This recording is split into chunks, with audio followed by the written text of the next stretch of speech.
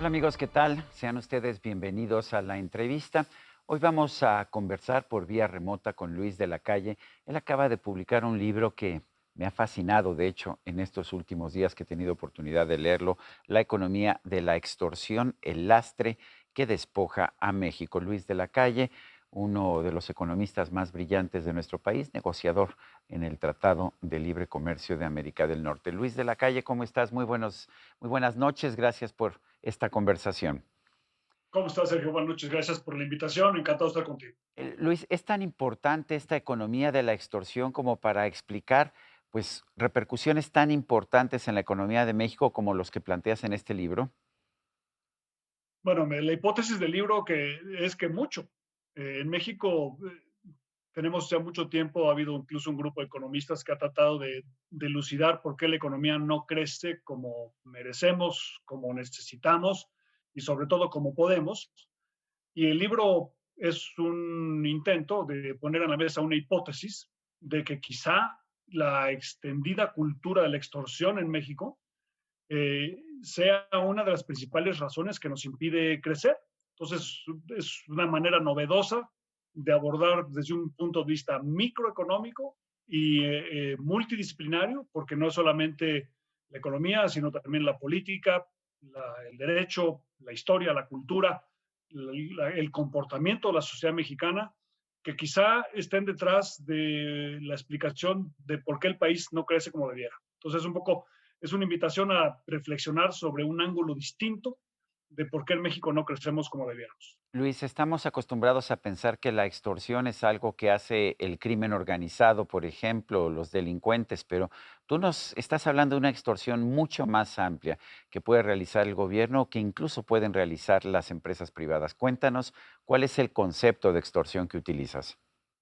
Efectivamente, cuando uno dice extorsión, cuando uno lee sobre la extorsión en los medios de comunicación o lo escucha en la radio, en la televisión, inmediatamente piensa uno en el crimen organizado. Y efectivamente eso existe, pero no es la única forma en la que la extorsión permea la forma de comportarnos en México. En México, sobre todo en el ámbito de los negocios, de las empresas, pero particularmente para las micro y pequeñas, en cuanto empiezan a crecer, en cuanto empiezan a tener un poquito de éxito, reciben extorsión por parte de un líder sindical que no conoce a ningún trabajador ni tiene interés sobre sus derechos, sino que quiere solamente recibir un monto mensual a cambio de la complicidad con el dueño para que no lo moleste nadie.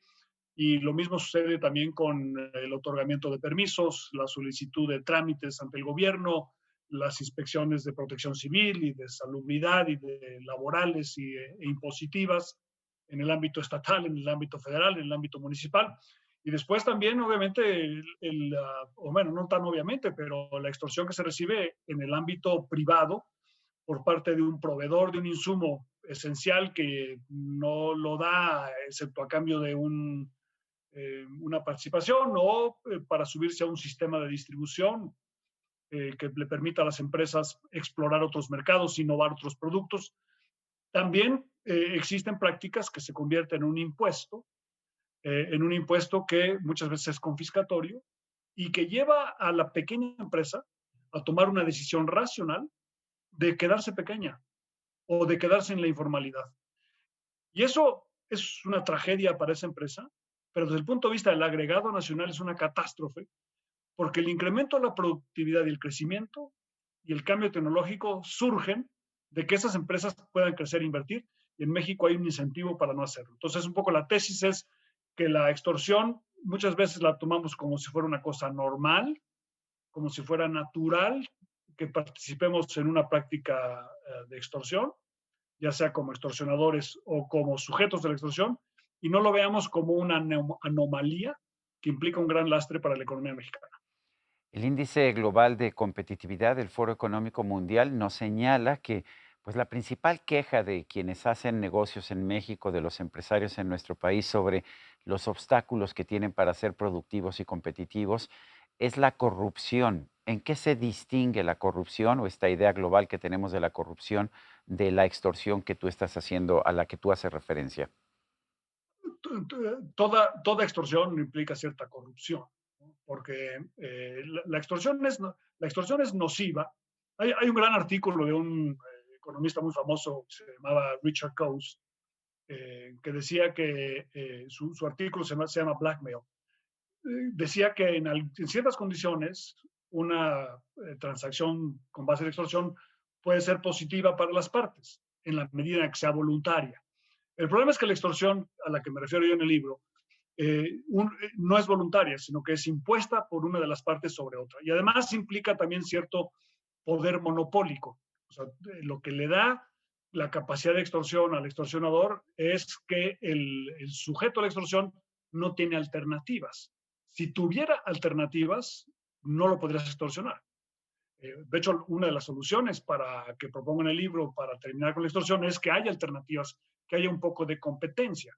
Entonces, muchas veces toda extorsión es corrupción, pero no toda corrupción es extorsión. O sea, el robo a las arcas públicas es obviamente corrupto, pero no necesariamente implica una práctica de extorsión. Entonces, aquí en lo que yo me enfoco es en las prácticas que pretenden quitarle a una persona que quiere invertir para mejorar su situación o invertir en su futuro o en la innovación o en la expansión de su mercado, quitarle parte de los recursos a través de la capacidad que tengo yo como extorsionador para ponerle una suerte de impuesto a esta persona y que la imposición de este impuesto, que es extorsión, yo no tengo derecho a hacerlo, sino que lo hago sin derecho. Y en ese sentido, la extorsión obviamente es altamente nociva, es doblemente nociva, porque es nociva en el sentido de que ejerzo yo un derecho sobre algo que no tengo,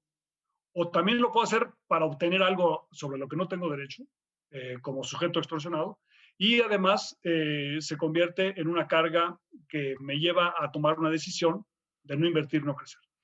Durante años escuché a algunos políticos mexicanos decir que la corrupción era el aceite que lubricaba el funcionamiento de la economía mexicana y que permitía lograr cosas. También, pues hay un pensador ya fallecido en los Estados Unidos, Hutchinson, que hablaba también de cómo la corrupción puede facilitar, puede volver más eficiente la economía en algunos momentos. ¿Lo hace en México o no es el caso? Lo puede hacer en ciertas circunstancias cuando es resultado de la voluntad de las partes.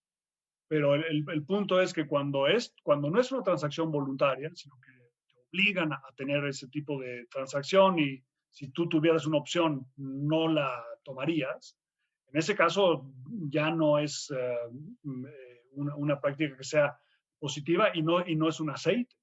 El problema en México es que tenemos la práctica de la extorsión está tan extendida que nos lleva a un resultado económico que es altamente subóptimo. Poca gente lo sabe, en el libro yo lo explico. México es uno de los países que más empresas tiene en el mundo, en el número de empresas. Tenemos casi el mismo número de empresas que Estados Unidos. Tenemos, que es un país mucho más grande que México. Tenemos mucho más empresas que Brasil, que también es un país más grande que México. Entonces la pregunta interesante es, oye, uno, ¿por qué hay tantas empresas en México? Y hay varias explicaciones. Y la otra, que es más, y es a lo que se ha dedicado durante muchos años Santiago Levy en explicar, y la otra que es más interesante, que es el foco del libro, es, oye, ¿por qué esas empresas que son muchas, que son pequeñas, no pueden crecer? O optan por no crecer. Y entonces la explicación que ofrezco es que la maraña de prácticas extorsivas son el desincentivo para crecer y por lo tanto tiene un altísimo costo para el país y ese costo debe medirse sobre todo en términos del costo de oportunidad. O sea, si no tuviéramos extorsión, seríamos un país mucho más próspero, seríamos un país mucho más justo y un país con un crecimiento mucho más notable. Bueno, aquí tenemos el problema es la extorsión, pero ¿hay soluciones? ¿Hay algo que se pueda hacer? ¿Hay algo que el gobierno pueda hacer? Andrés Manuel López Obrador fue electo presidente de la República con la bandera, entre otras, pero era la principal de combatir la corrupción. ¿Estamos avanzando o no estamos avanzando? ¿Qué tendríamos que hacer en caso necesario?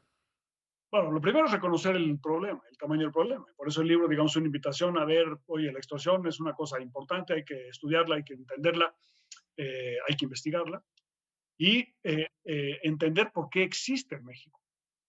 Eh, yo planteo en el libro que en México la práctica de la extorsión, que existe en todo el mundo, por cierto, pero en México es más perversa y más extendida, por un conjunto de razones de la organización político-electoral, del sistema electoral que está basado mucho en la obtención de dinero en efectivo, y este dinero en efectivo muchas veces está relacionado con prácticas de extorsión, con el sistema jurídico en el que hay un muy importante grado de impunidad, y al no haber una administración de justicia para resolver los casos, estos se resuelven de manera privada y en esa solución privada se presta mucho a la extorsión.